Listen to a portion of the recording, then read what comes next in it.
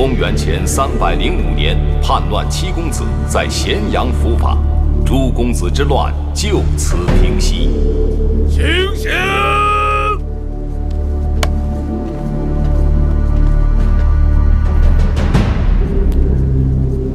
母亲，我来了。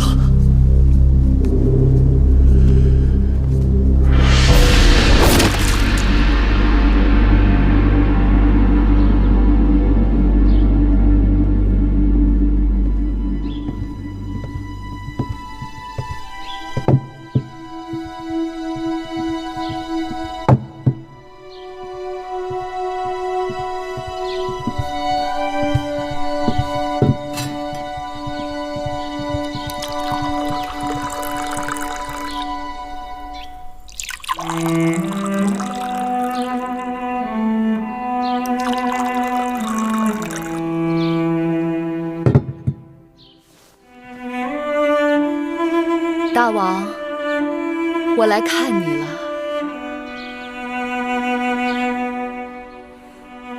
记得那一次，你带我出游，拜谒商君之墓。当时我糊涂着，我想你既然恨他，为何要祭奠他？你祭奠他，为何却要让他的尸骨埋在荒山之中？可此刻，我总算隐隐绰绰知道了原因。有些人尽管活着的时候，他可能是你的敌人，但有一日，他的幸福却不知不觉的会成为了你的幸福，存留在你的心头，在你的血脉里，成为你生命中的一部分。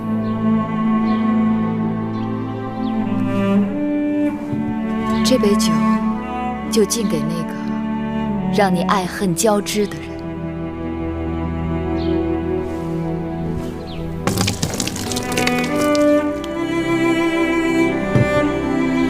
你是秦国后宫所有女子的夫君，与我却是第一个男人。我曾经爱慕于你，依恋于你，视你为父为兄。你对我有桃李之交，开导蒙昧之恩。尽管妇人之情与你是最看轻的，远远比不过江山社稷，但你却给了我从未给过其他妇人的信任。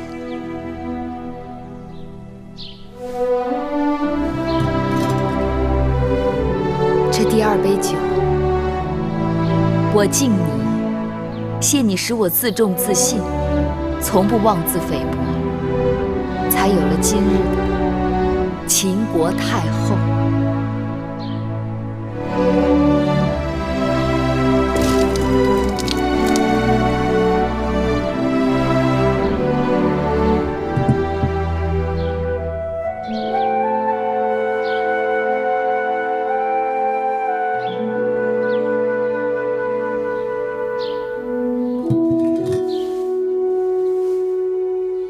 这第三杯酒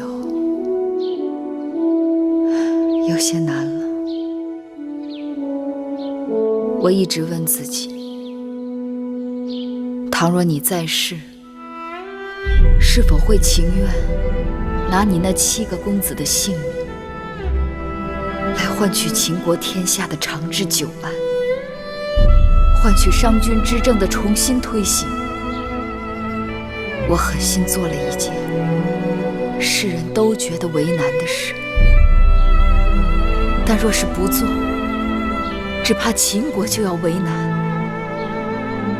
我今日站在这里，是想对你说，我所谋划的，正是你曾梦想过的王图霸业。有朝一日与地下相逢，我可以站在你面前对你说，我无愧于你大王嬴驷，无愧于嬴氏列祖列宗，无愧于秦国先驱的王力。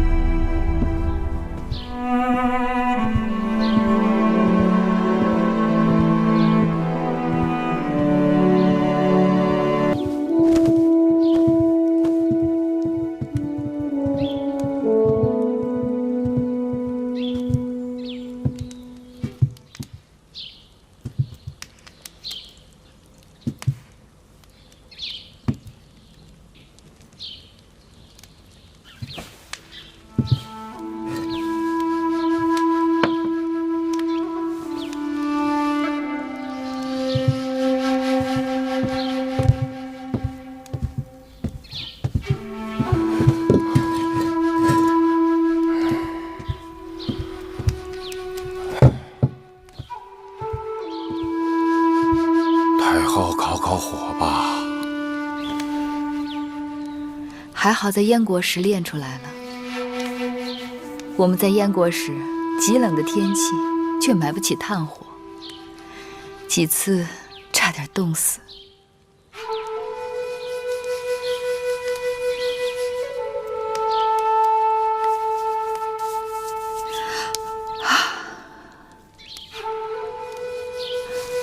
楚离子，坐。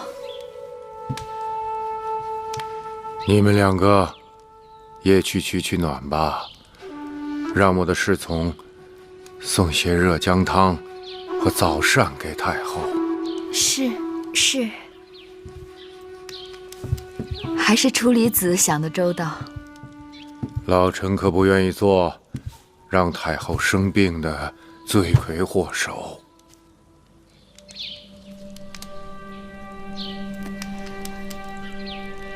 你对我有怨气，却拿我没办法。老臣自然没办法。老臣不及太后。你何事不及我？老臣聪明不及太后。错。若论聪明，世人都说智如初礼。你不聪明，谁还敢说自己聪明？太后取笑老臣了。我的确不如你聪明，但你却拿我没办法，因为我能豁得出性命，吃得了辛苦。我虽出身王族，却一直被人踩在脚下，一无所有。我不墨守成规，也不怀挟偏见。我既能一掷决生死，又能一笑泯恩仇，这些你都不如。楚离子，你聪明，但你又太过聪明了。未虑胜先虑败，未虑得先虑失。你的聪明害了你。我要除掉谋反的公子，你心痛了。我不跟旧族们妥协，不承认他们借战乱掠取的土地，你怕开罪了他们。我要凭功论赏，改革军制，你怕军心不稳。我刚刚针对顽症痼疾略施药时，你就觉得四处风雨飘摇，江山不保。你呀，把自己给吓死了。是我赢视江山，生死我都跟他绑在一起。若有一日天下大乱，太后躲得掉，老臣和大王却是躲不掉的。你若真心忧国忧民，就站到朝堂上去，不管谁妒国害民，都与他势如水火，不共戴天。可他们是我秦国的王族，嬴氏子孙呐。是啊，那些跟随他们的人，都还是秦国的老旧族呢。可是楚离子，你何不将眼光放远一些，想一想，若过10年、20年，有一日，秦国再也不分什么老秦人、新权贵，所有生活在我王旗底下的都是秦人，如同700年前，天下所有人都奉周天子号令一般。那一日，秦法取代今日的周礼，诸侯之间再无战争，四海归一，天下奉秦，国泰民安。楚离子，你可敢愿大秦有这样的一日？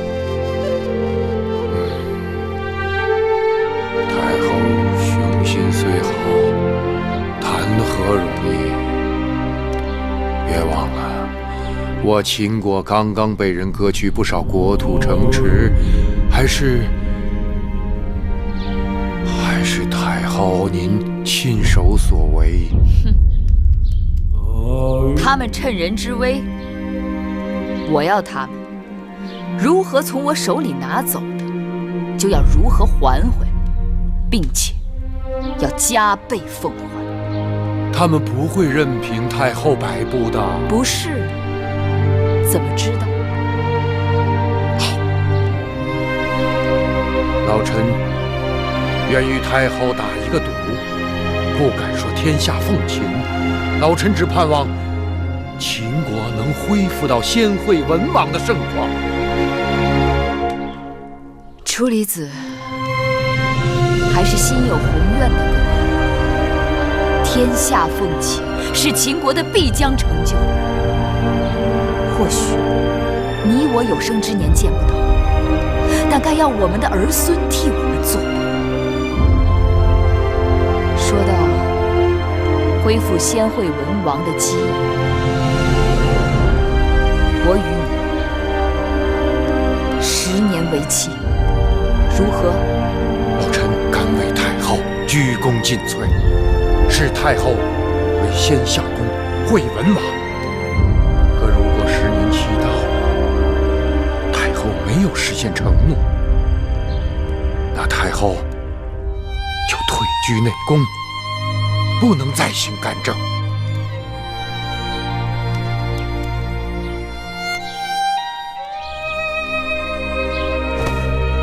好，君子一诺。好，老臣与太后即按3下为约。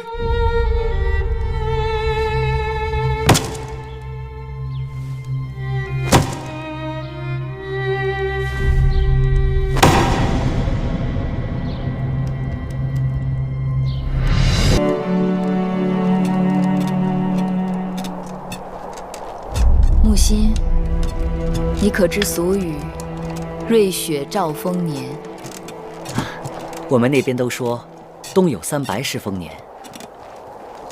宫内一片祥和之气，不知那会后在清凉殿怎么样？那清凉殿并非冷宫，只是伺候的人少了点，用度减了一些，倒也没大委屈他。他回咸阳不少日子了，我也该去看看他了。是。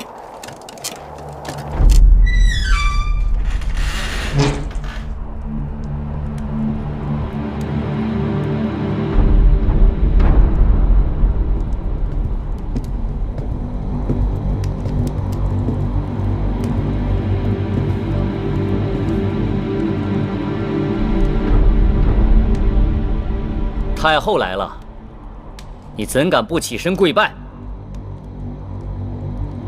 我从未听说太后为何物。天下都知我是先惠文王原配之后，你口中的太后只不过是我的陪嫁印。即便嬴稷继位称王，她仍旧是个印。我是大秦唯一的惠后，只有我才是母后。痴心妄想，怎会没人告诉你？因为失德，你已经被废掉了尊位。大胆！想要废我尊位，也得等我到地下由先王来废，由不得你们。没关系，他不用归我。即便废掉尊位，她仍是我的姐姐。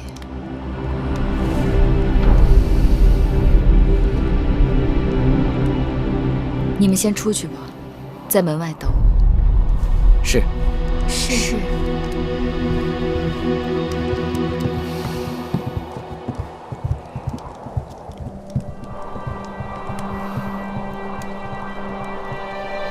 如今，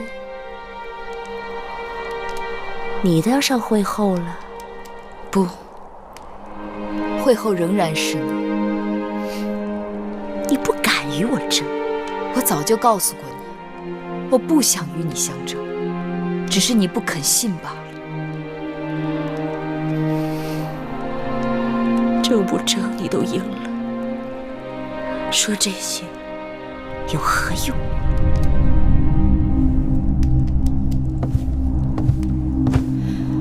姐姐，你会放屁吗？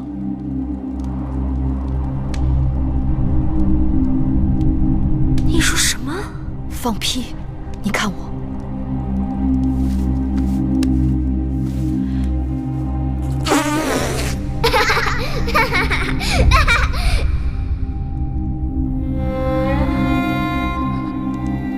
我放一个。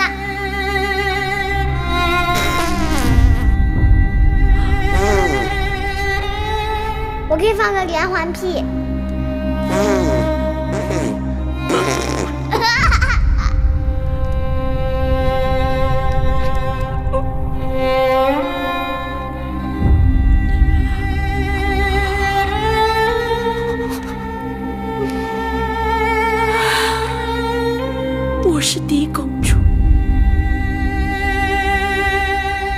见了我，应该行大礼。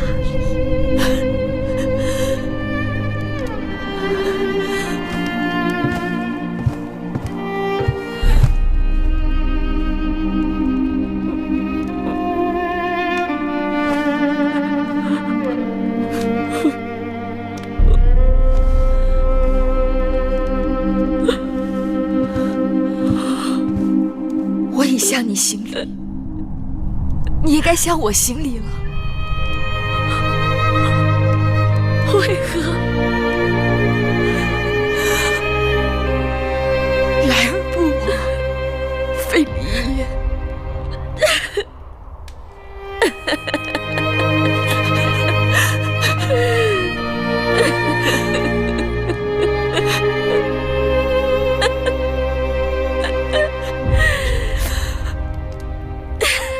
姐姐还没有忘记，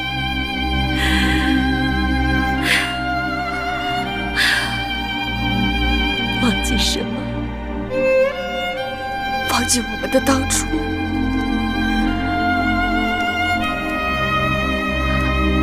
那时候太小，什么都不懂。可是我们很快乐。那又如何？小孩子终究会长大，长大了，懂了，才知道人生无常，人心会变。假若能回到过去，姐姐是否愿意？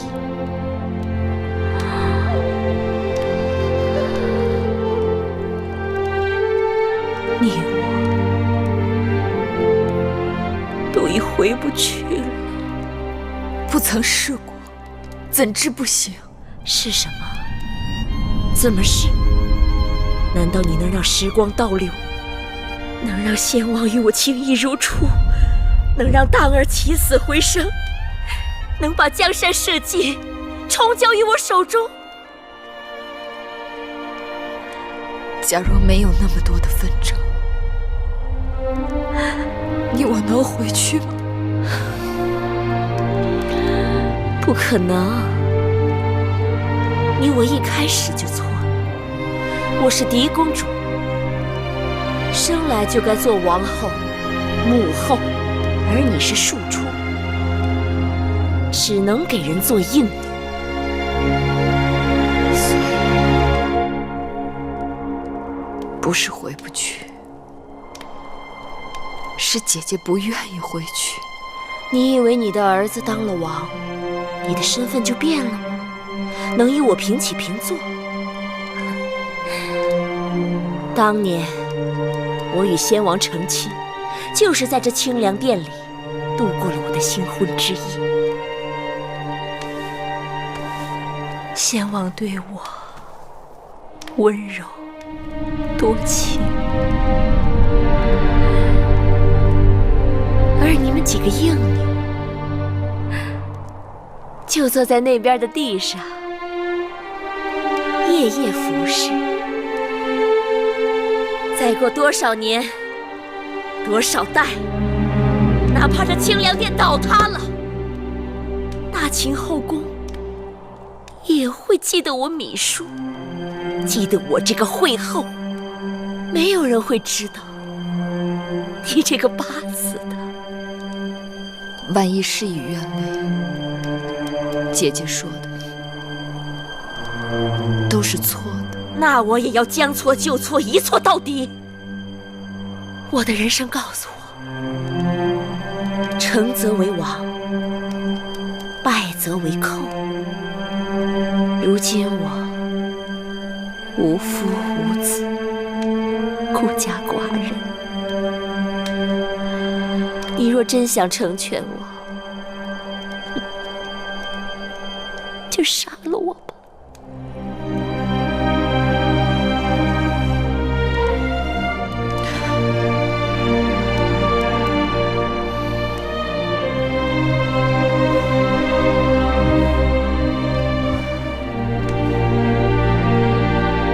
我不会杀你的。你不杀我，我留下来，白白折磨我，让我生不如死吗？姐姐，你又错了。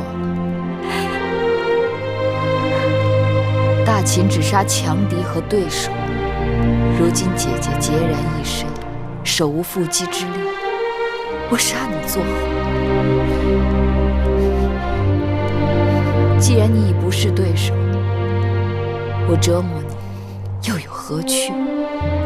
你虽名魏有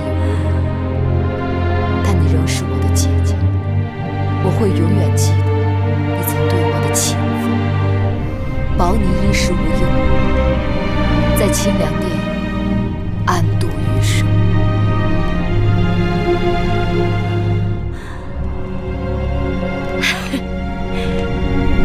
不，你是不敢杀我，我是敌，你是应，你不敢杀你的主子。你希冀你永远为主，我永远为奴；你高高在上，我沦落尘埃。可如今世道变了，我与你之间的一切到此已经全都结束了。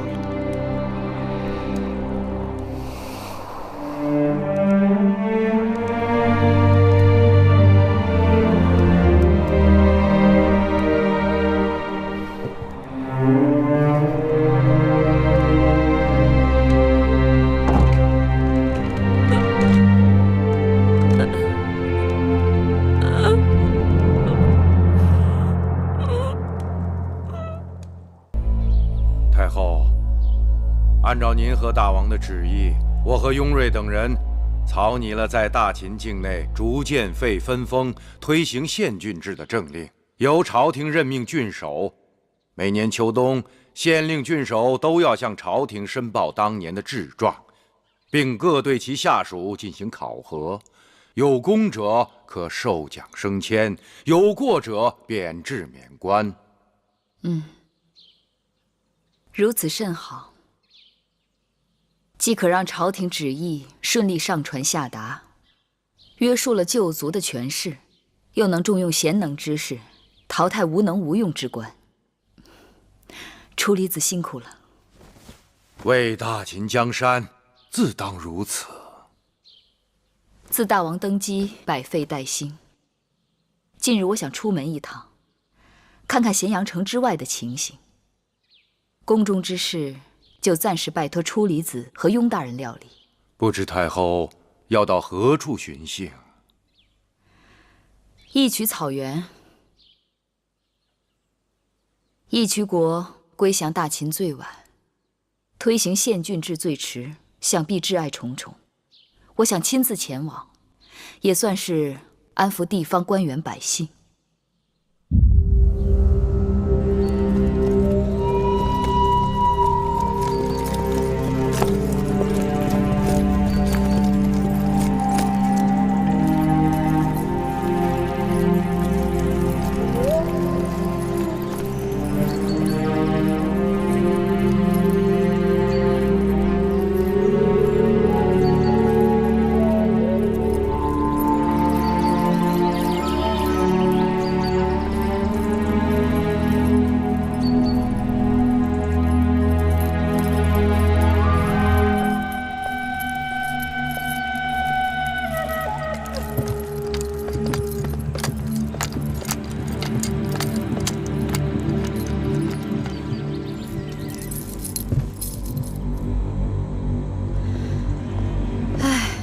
一路上鞍马劳顿，还真有些渴了。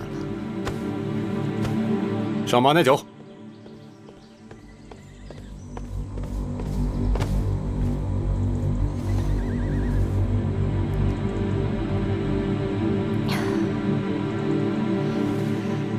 义渠君过去总念叨，说草原上的马奶子酒好。朕过去尝过，觉得不过如此。今日尝了，才发现，果然别有一番滋味。能得太后的夸奖，真不容易啊！哼，这太后口味这么挑剔，而且时时都能变。义渠君的话有趣，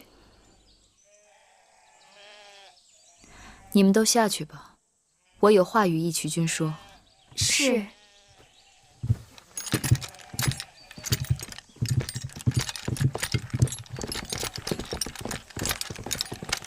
虎卫将军，我没事了，下去吧。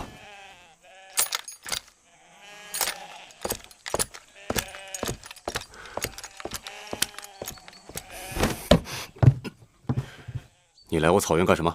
这是我大秦的草原，为何我来不得？你在咸阳做你的太后啊，我在我草原做我的义渠君，咱们江水不犯河水。那不行。为什么不行？你是我大秦受封的臣子，受我大秦管辖，何况你还欠了债。我是来向你讨债的。胡说！我欠债？我自归降于秦国，我从来就没欠过债。我义渠次次那都是按时足量上交朝贡的。你想赖？你欠我的情债呢？明明是你心里装着别人。哎，你说我欠你，你欠我还差不多。哎呀，真是个不明事理的野马驹。我这里已经装得满满的，哪还装得下别人？装得满满的？哼，你装的什么满满的？一个小小的孩儿。小孩儿？哪来的小孩儿？自然是你给我的。啊？我有身孕了，千里迢迢来寻孩儿的父亲。哎呀，这孩儿真是可怜。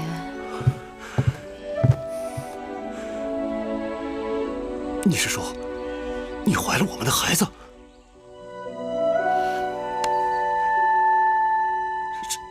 是我的？除了你，还能是谁的？太好了，我有孩儿了！我有孩儿了！我义渠有继承人了！一个要做父亲的人，动不动就野马无缰，疯疯癫癫，说走就走，将妻儿弃之不顾。都是翟离的错，都是翟离的错。按大秦律法，该如何罚你？这总不至于砍头吧？啊？总不能让孩儿一出生就没了父亲，是不是？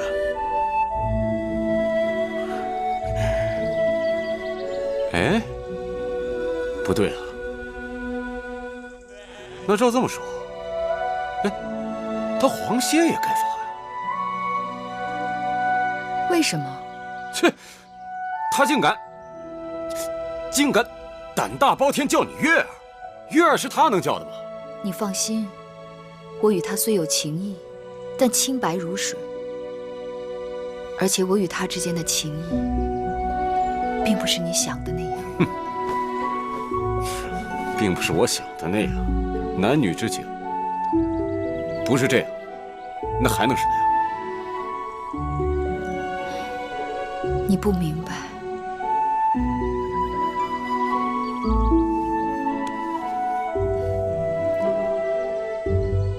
如何才能叫你放心？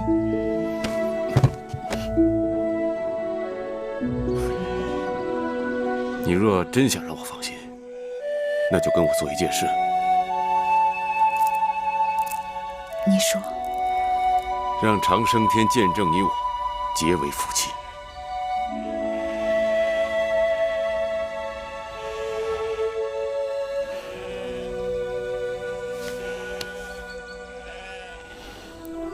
我愿意。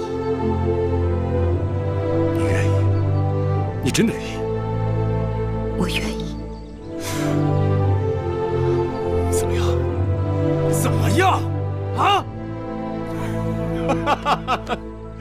可惜呀，老吴死了。他要是能活着看到这一幕啊，还不知道会哭成什么样。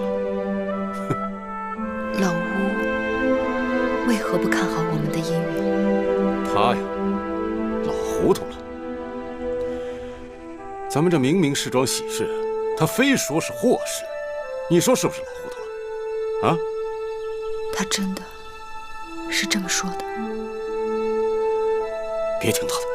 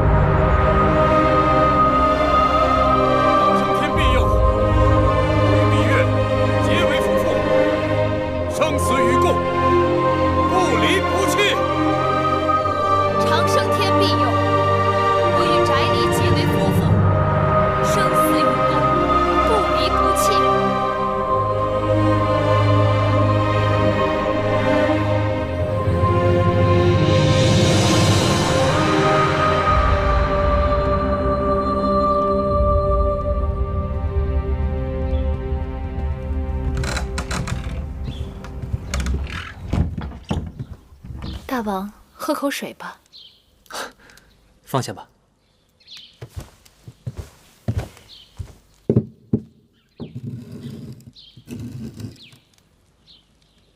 母后从义渠草原回来了。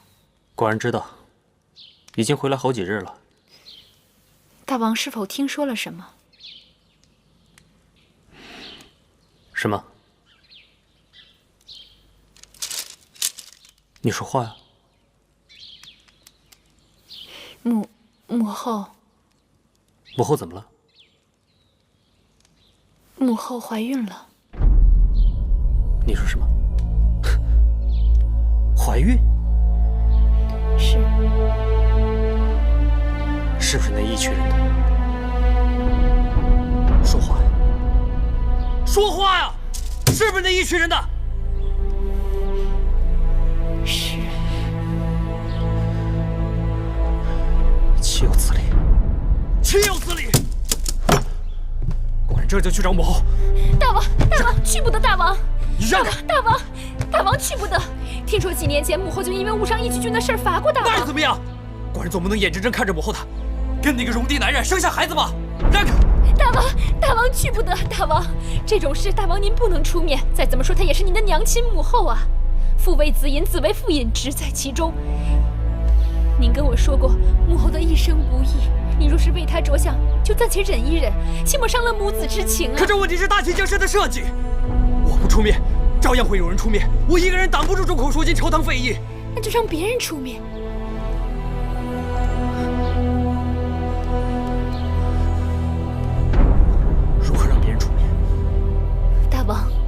您是一国之君，下有文武百官，他们得知此事，一定会挺身而出，为您分忧的。大王，您还是装聋作哑的好。怀孕？千真万确。听说2月前太医令李密就诊断出来了，只是一直瞒着宫内外朝臣。这个该死的义渠君，这是把太后置在火炉上了。左相打算如何？大王知道吗？大王年纪还轻，知道了又能怎样？我即刻进宫备撵。这么说，你也知道了？没有不透风的墙。那你说说，该怎么办？冉帝也不知道。难道你认为我不应该有这个孩子？姐姐，你是太后，是孩子的母亲，你想保住这个孩子，谁也拦不住你。他们虽拦不住我，但他们会在朝堂内外鼓噪，搅乱人心，说我为嬴氏家族抹黑。太后，出离子求见。你去吧。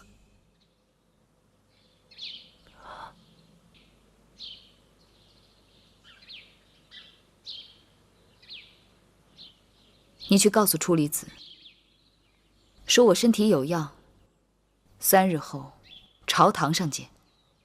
是。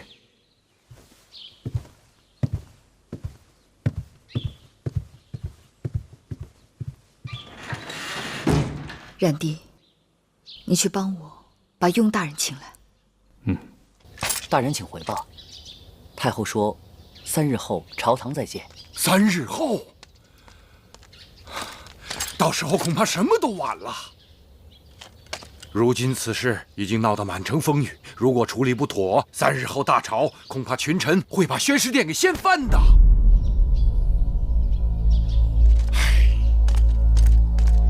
太后有所不知，此事如今已经是街头巷尾，人尽皆知，想瞒都瞒不住了。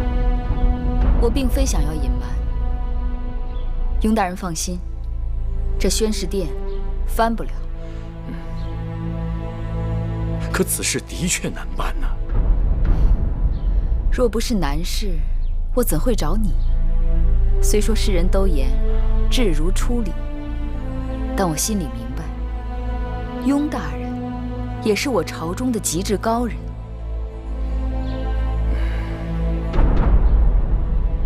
可惜张子不在，处理这等事宜，需张子那样的极致辩才才行。张子虽不在了，但还有你雍大人呢。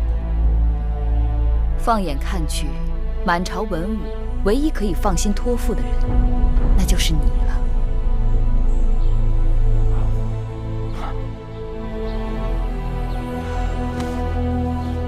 谢谢太后信任，雍瑞将殚精竭虑，尽力不负太后众望。其实还有一人，雍大人或许可以与他商议此事。当真？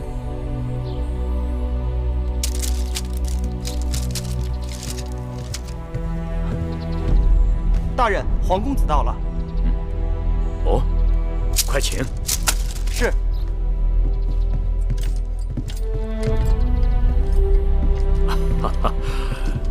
子歇，雍大人啊，快请坐。雍大人，这似乎是在做学问。啊，是啊，在做一场自古至今都没人能做得通的大学问。看来太后为难雍大人了。太后不仅为难我，而且让我找你商议此事，这岂不是要为难你了吗？照我看，这个时候最不该向你提及此事。雍大人不必这么说。太后让你找我来，是因为他早就把我当至亲了。我们之间坦荡相对，毫无隐瞒。这么说，子歇已知此事？街谈巷议，路人皆知。好，那子歇你说，太后坚持要生下这个孩儿，那孩儿既有母，就得有父。但明日朝堂之上，太后绝不会向众人提及孩儿的父亲，这该如何是好？那就让这个孩儿没有父亲。我翻遍所有典籍，自古往今，这事儿说不通啊！怎么说不通？周人的始祖是怎么来的？不是天生玄鸟，降而生商吗？既然周人的始祖出生是因为他的母亲吞了个鸟卵，那没有父亲是在情理之中的。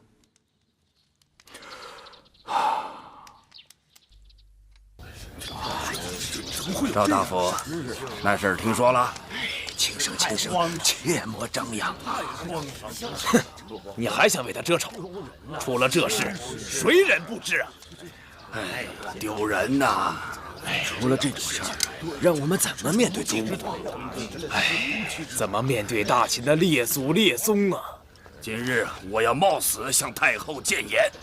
是啊，为人臣者呀，无死战，稳死谏，当在此时。唐大人，雍大人，雍大人，王大人，各位大人，雍大人，雍大人啊，郑大人，张大人，啊，各位卿大夫，该上朝了。走吧，上朝啊！走了，走了，上朝，上朝了，上朝便是。对，您请，请。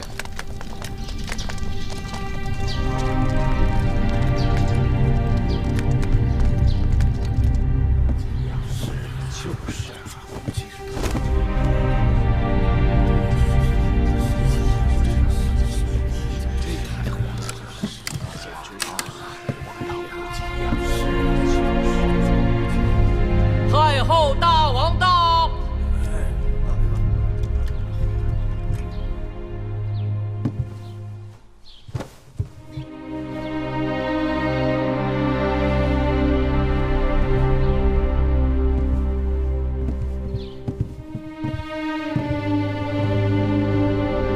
臣拜见太后，拜见大王。朱清免礼。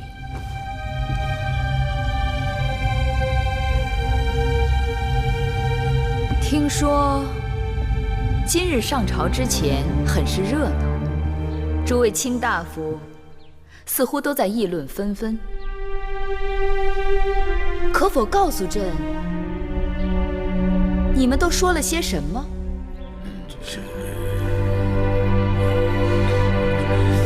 马将军，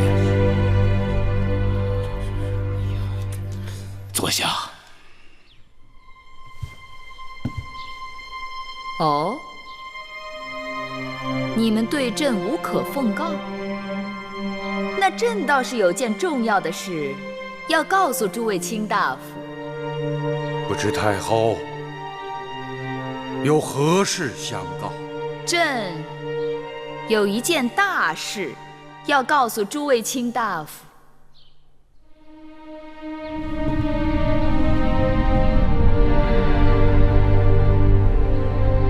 朕有喜了！哎呦，这种事情简直太荒谬了！这怎么可能啊？怎么会有这样的事啊？这种道理啊，你说说得通啊？感恩太后，这喜从何来呀？朕是大秦太后，怀的自然是嬴氏之后啊。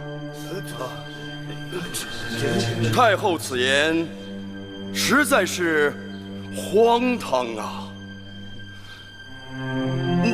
难道先王去世数年还能够？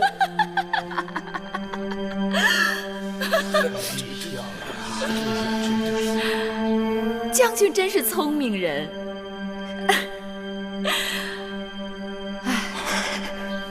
朕数月前曾梦见先王，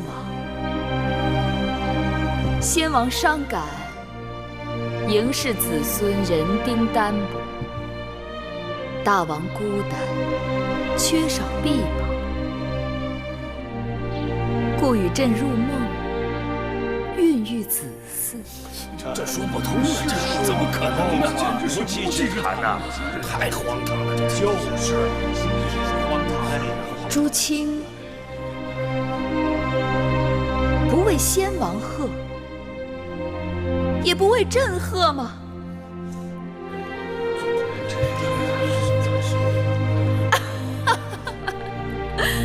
看来你们竟是大喜过望，喜不自胜了。但朕这会儿身子有些不适，甚感倦怠。那我就先回了。太后，太后，此事太过急患，难以取水情大祸。稍安勿躁，稍安勿躁。匪夷所思，听我一言。永瑞，你为何要阻拦主人？对呀，此事就这么完了。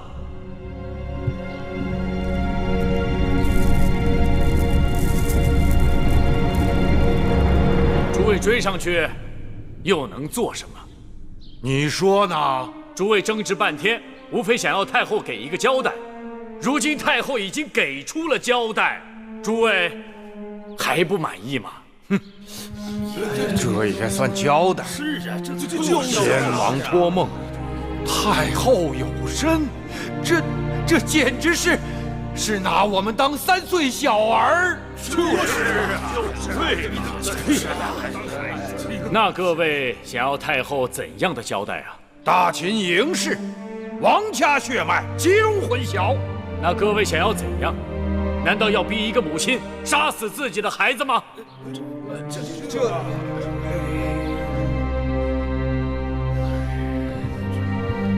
你等谁敢？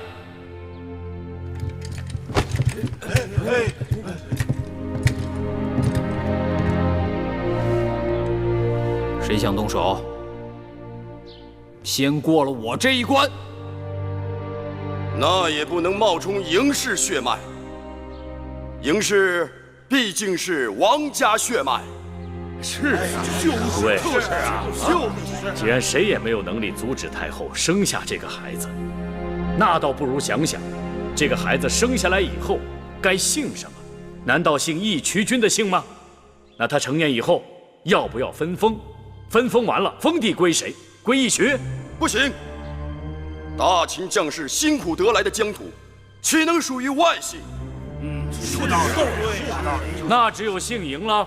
这断断不可。我等身为大秦之臣，若是坐视王家血脉从此淆乱不堪，何以对先王？何以对列国？何以对后人？列国？列国早有此先例。胡说！哪来的先例？诸位，这是什么？这是大秦的图腾——玄鸟。天生玄鸟，降而生商。周人始祖的母亲简狄吞玄鸟之卵，而生下周人始祖契。敢问，契之父在哪里？秦人始祖的母亲姜原采巨人足迹，而生下秦人始祖契。请问，契之父又是谁？那只是古时传说，何以能用之今世？就是啊，是。好，始祖们太远，那就说说今人。当今列国最强者七国，七国当中，国力与疆土能与我大秦相匹配的，除了楚国，还有齐国，对否？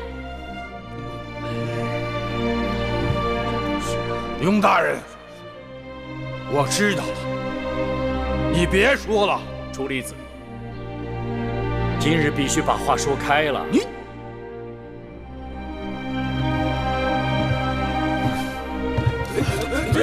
楚离子，齐国又如何？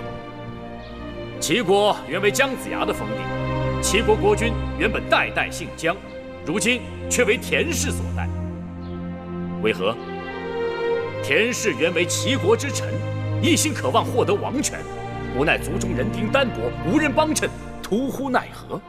于是田成子想了一个办法，他广纳美姬，大招宾客，令宾客舍人出入后宫而不进，几年之间就多了70几个儿子。田氏因此而得以人丁兴旺，实力大增。至田襄子时，一举取代姜氏，而成为齐国之王。此为容焉，耻焉。诸位，太后生子，当为嬴姓妇。自然是要姓嬴。看来也只能如此了。儿臣恳请母后收回成命。为什么？儿臣是一国之君，母后若在朝廷上下被人戳指脊梁，儿臣惶惑如何治理国家？更何况，母后不该罔顾臣民心意，毁了您的名声。大道理不必说了。今日大朝，雍瑞的那番话，难道无人转告你？儿臣不能接受，请母后治雍瑞谗佞之罪。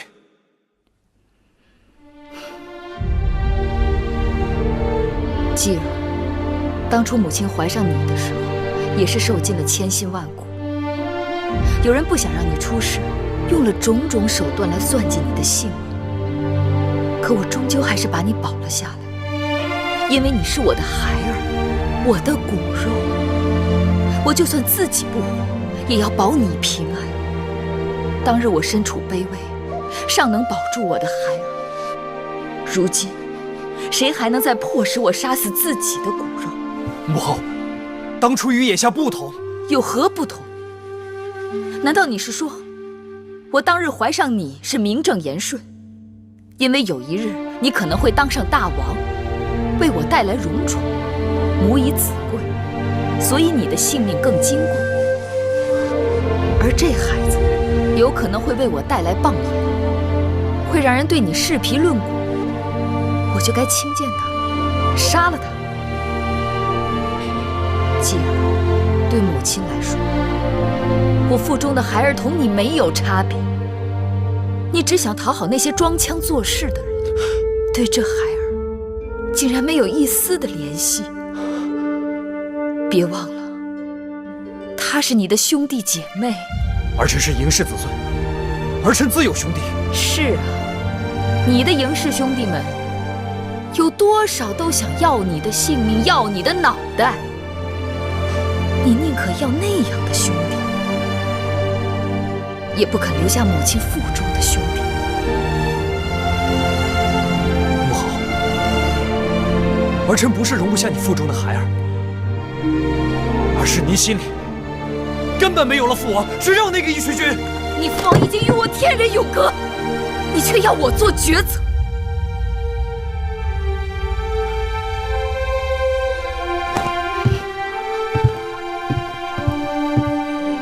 那好，我问你，你执意想认的兄弟们，如今大都被葬在城外的墓地里，而我腹中你的兄弟，却可以和你绕于膝下，做嬴驷的儿子。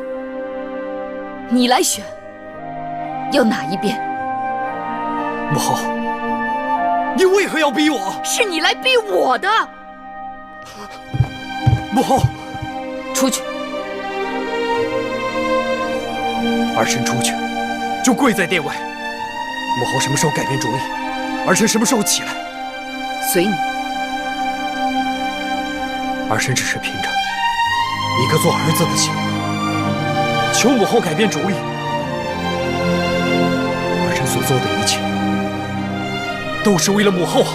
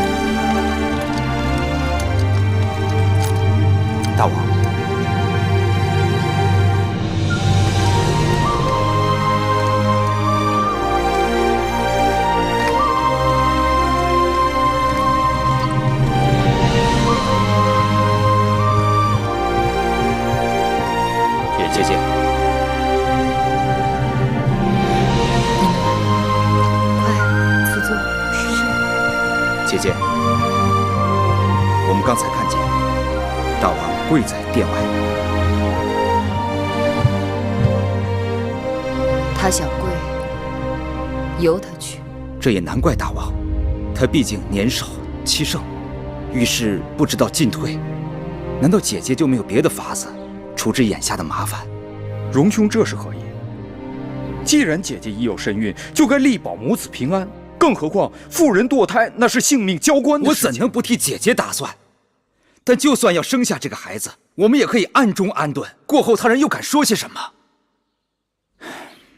如今此事已被人四处张扬，让大王颜面无存，让我们不好收场。这倒也是，这些本是内宫事宜，究竟是谁把他传得沸沸扬扬的？我虽已在宣示殿执掌权力，但不甘心情愿臣服的人依然众多，只是无可奈何。宣扬此事，拿他大做文章胁迫于我。挑动继儿与我母子不和的依然大有人在。荣弟，你的谏言并非不可，但却不能用在这个时候，更不能用在我身上。臣弟不明白姐姐的意思。言论汹汹，无非是逼我让步。我平定诸公子之乱，推行商君之政，剥夺了他们诸多旧有权势。如今他们只能示弱，我若退一尺，他们就要进一丈。我若堕胎，接下来我与义渠君之事亦成了罪过。世人做事心中有愧，偷偷摸摸。我若生下这孩儿，暗中抚养安置，那就永远成了对手的利器和束缚我的桎梏。此言有理，是臣弟思虑不周了。魑魅魍魉最喜人过，专喜窥人私隐，杀人于无形。那些不满之人，借此事到处煽风点火。处理子是营氏大宗伯，司马错为人耿直，难免受人蛊惑，上了他们的当。所以遇上此类事情，我绝不退让。你要把私隐之事当成把柄，那我就干脆摊放在炎炎日下，看你又能如何？不错，这天底下的事，再多弯弯绕的心思，终不如以力制胜，以强克弱。姐姐既已决意，无论有何事，我们都会与姐姐同心协力。只是姐姐对大王不要如此的严厉。母子之间若是生分了，那岂不是得不偿失？我这一生，唯有与你们二人一母同胞，同气连枝，这种骨肉亲情，刀砍不断，火烧不灭。我想留下这孩儿，不仅是与义渠君的情分，也不是要与那些假惺惺的人硬赌一口气。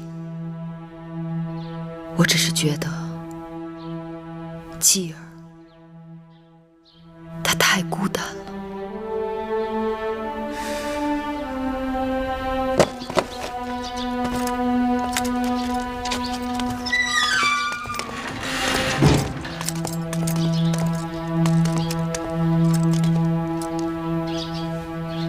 荣兄先回吧。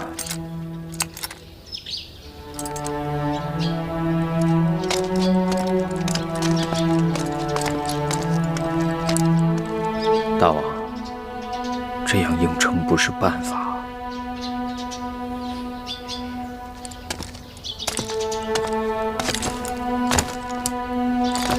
舅舅，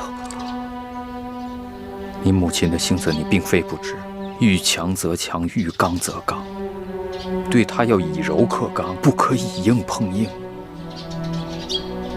大王，事缓则圆。你这样跪在这里，伤的是你母后的心。况且太后怀有身孕，不能动气。大王和太后都深系国家，身体要紧，不如听舅舅的话，先回去歇歇，让舅舅来帮你转缓，如何？是母后让舅舅来的。是。我要听母后一句话。你母后已经有话，你先跟我回去，我自然会告诉你。舅舅，难道在母后心中，真的就一点也不顾及我的感受吗？你母后心里若没有你，又怎么会让我来劝你？大王，各让一步吧。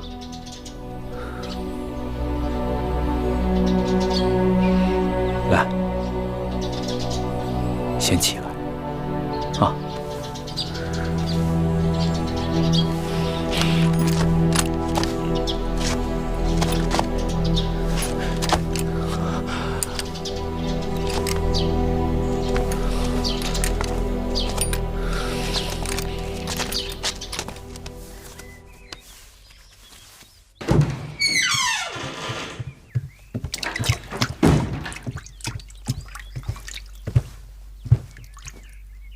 王后，我来吧。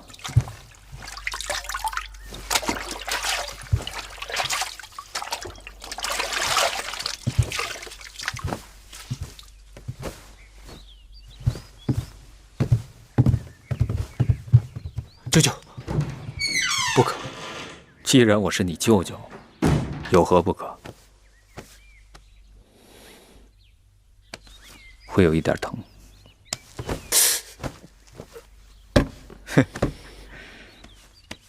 要像个男子汉。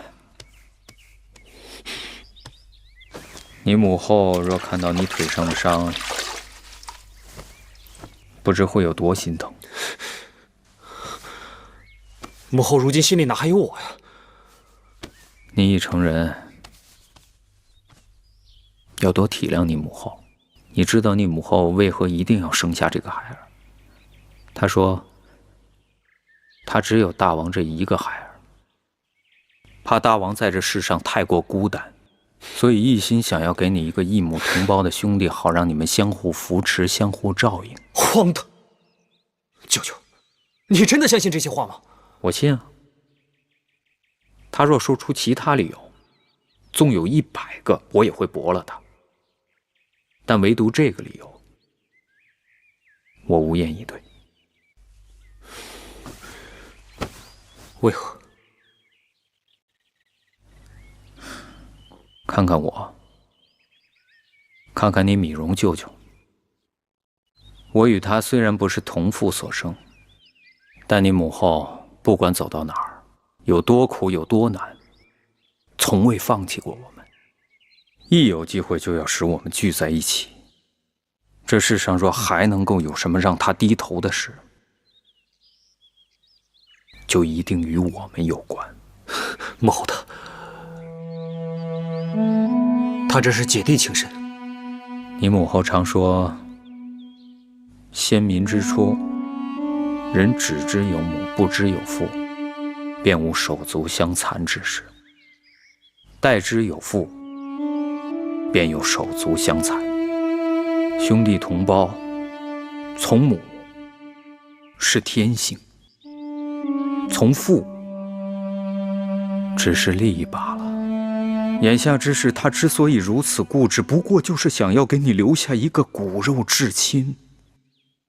继儿，你怎么还不明白你母后的一片苦心呢？舅舅，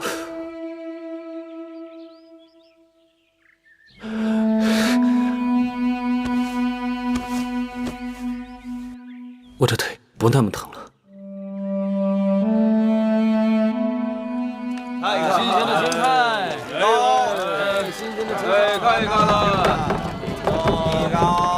大姐，黄公子，太后在里边等你呢。好。泥人儿，看看泥人啊。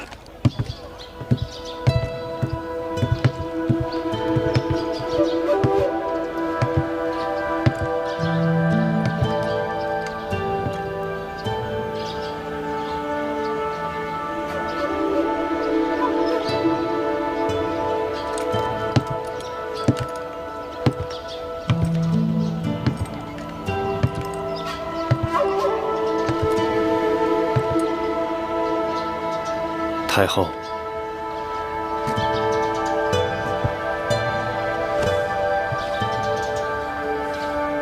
你我之间何必客套？那好，那我就仍称你为月儿。自从先惠文王过世，四方馆就被荒废了。我知道，眼下不是见你的好时候。月儿要见我，我是一定会来的。其实你刚一到咸阳，我就打算与你提及此事，只是日日大小繁杂事务纠缠，反倒把这要紧的一推再推。没想到后来，就有了更多的曲折。月儿是想重新振兴四方馆，不拘一格，招贤纳士。子贤，你懂我。我这样问你，真是愚蠢至极。这世间最懂我的人，当然是你了。月儿重振四方馆，便能重振大秦。得人才者得天下，这是治国之治理。只是你要与我商讨此事，召我进宫便是。你如今有身孕，最劳累不得，怎可亲临四方馆，车马劳顿？你还是事事把我放在前头。宫里满耳都是老鸭聒噪嘈杂，到这里来，这心反倒可以静下来许多。老鸭日暮聒噪，不去理睬它，自然会散去。别人倒还好，可是继儿本应当与我母子连心，连他也容不下我腹中的孩儿，真叫我心痛。正因为继儿和你母子情深，恐怕他在意的不是别的，而是怕别人夺走了他在你心里的分量。可继儿已经大婚，就算依恋我，也不该如此不通情理。大王宅心仁厚，但无论是谁，面对横刀夺爱，都不愿意听所谓情理二字。记得当日在燕国，雍瑞迎你回秦，我怎不知你对大秦社稷意义之重大，而我偏要百般贬义毁谤，希望阻止你回秦，因为我深知江山让人不堪重负，我怕因此断了你我的缘分。子贤，去吧，去看看大王。他此刻需要的不是别的，而是你的舐犊之情。那这四方馆招贤之事，如果你信得过我，就让黄歇来打理吧。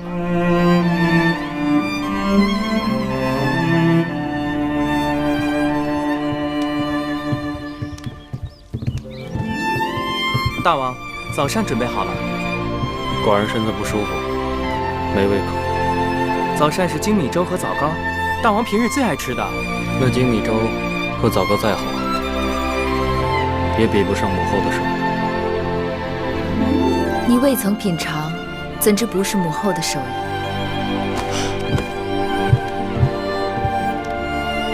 母后。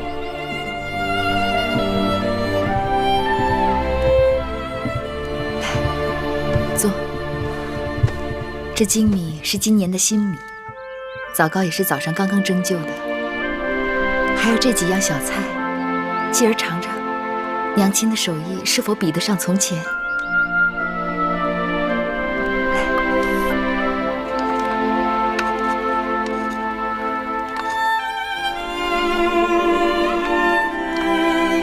继儿，尝尝吧。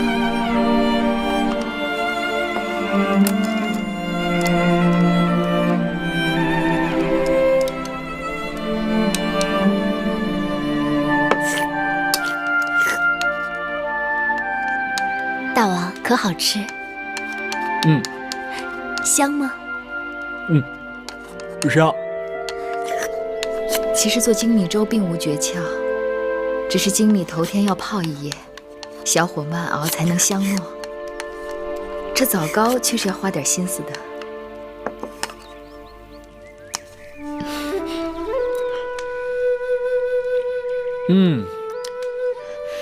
红枣用清水浸软后去核，加入桂花少许煮片刻，晾凉后再加入蜜糖水和那麦粉，慢慢搅拌均匀，然后将姜倒入蒸盘中，隔水，大约要蒸1个时辰。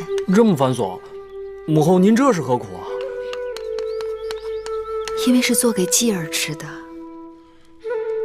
娘亲做给孩儿吃，做的时候高兴，见孩儿吃的时候更高兴。